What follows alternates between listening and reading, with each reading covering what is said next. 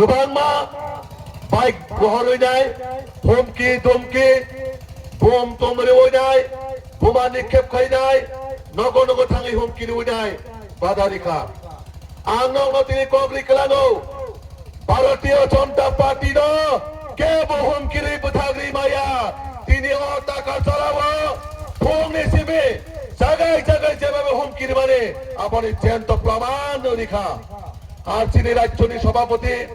फुंनि सिमानो साहका टाका चालावनि जे जनसभानो नाहारै आसुक परिस्थिति गंडगोल